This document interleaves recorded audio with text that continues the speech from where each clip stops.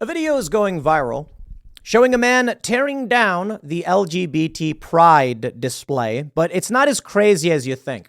When I see this story, I'm like, wow, things are getting spicy out there. And then I watch the video and it's like a guy takes a small piece of cardboard, puts it on the ground and steps on it. And that's really it.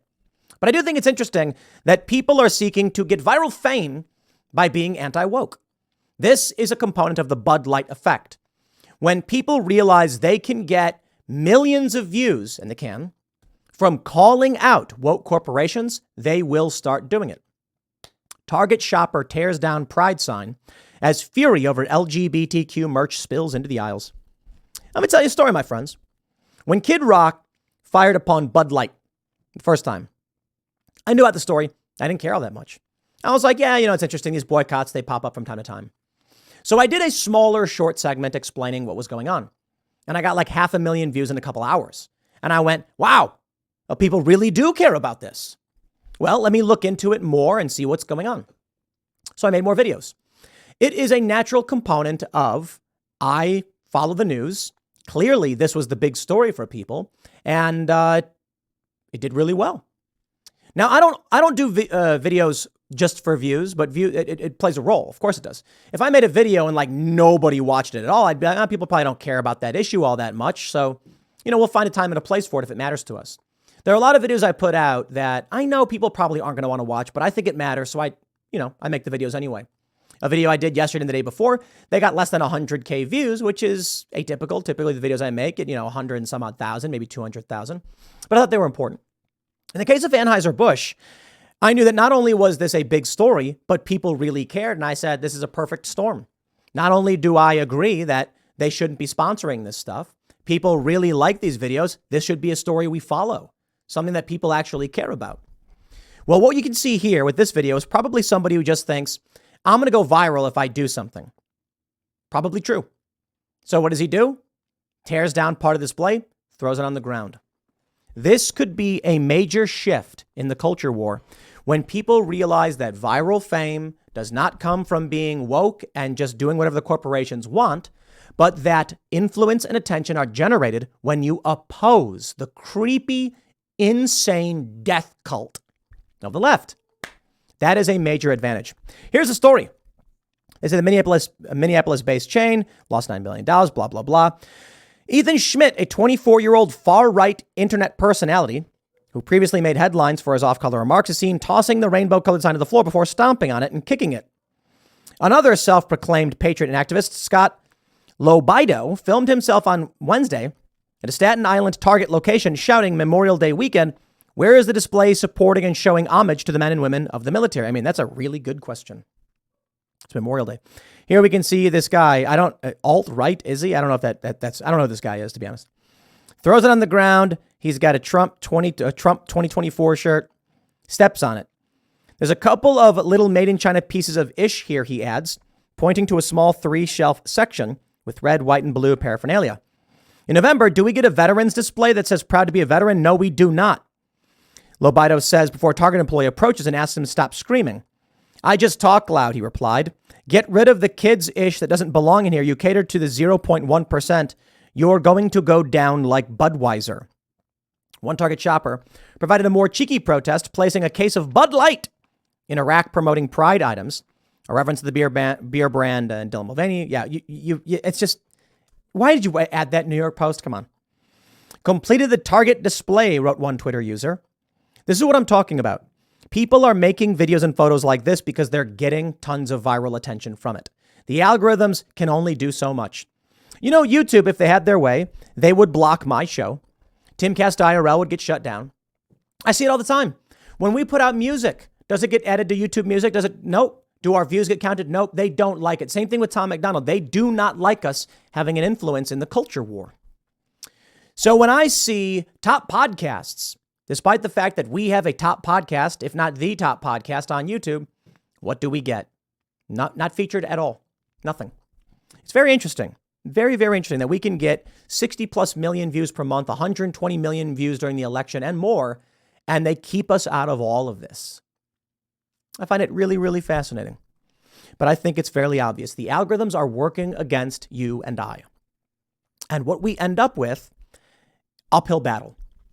Despite all of the algorithmic manipulations, censorship, these people are still making content mocking the wokeness because it's getting the views, because people are sharing it. You cannot stop humans as much as they really, really wish they could. Now, I don't agree with pulling the thing down and stomping on it. That's someone's private property. They're allowed to do it. You can boycott the company.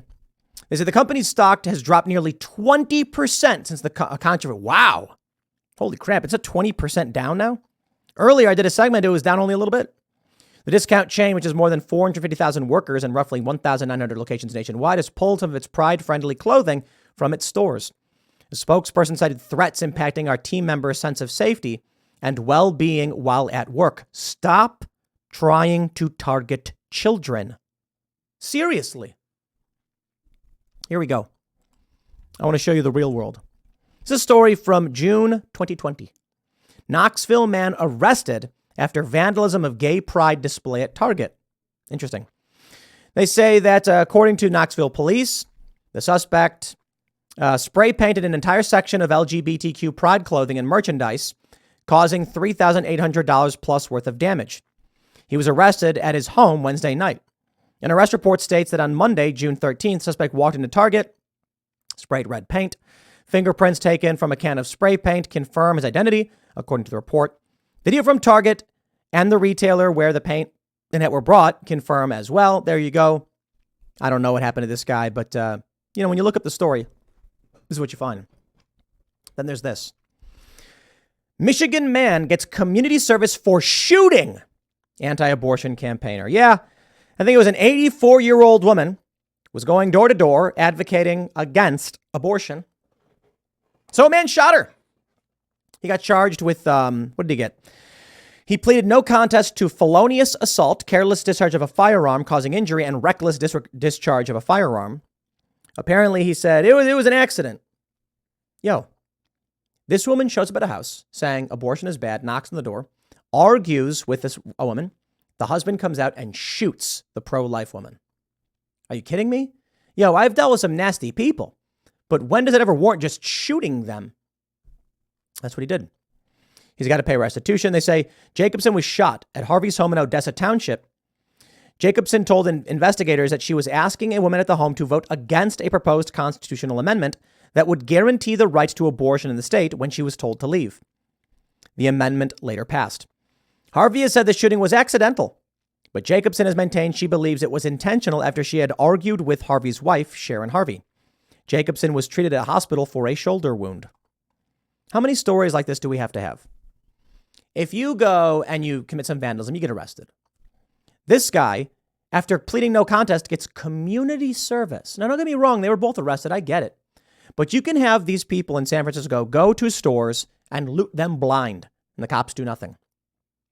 But if a conservative comes in or someone who opposes the pride stuff, if they're going to get arrested for sure. The far left goes and vandalizes the home of politicians. Cops say, oh, gee, we can't figure it out. But they will hunt this person down.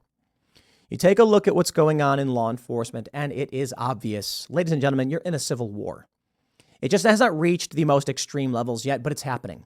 The powers of government are being weaponized. Cultural institutions are being weaponized. The left can openly mock Christians in the LA in the LA State Coliseum.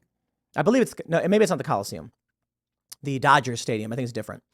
They can openly make fun of it and say, but you're not allowed to engage in hate speech. They are wielding the power against you. And I'm just so fascinated by the people on the right who just sit back and are like, oh, well, might as well do nothing.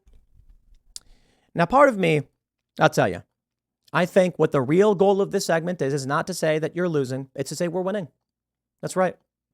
I don't agree with going and vandalizing someone's private property, so don't do that. But the fact that Target is freaking out, the Bud Light effect is strong. Get woke, go broke. And now the anti-woke people mean business. And what does that mean? It means they take their business elsewhere. Your stock will fall. Your sales will drop. Do you really want to lose the money? We are building a parallel economy. That's why we have Jeremy's Chocolate, Jeremy's Razors. It's why we launched castbrewcoffee.com. We are creating spaces where the money that you give when you buy products will provide influence elsewhere. Here's the best part. When you support Timcast.com, our headquarters is West Virginia. That means the people we hire, they live out here. The money they get, the money they spend will build the influence of people living in the second most Trump-supporting state in the country. We shift those resources, we win. I'll leave it there.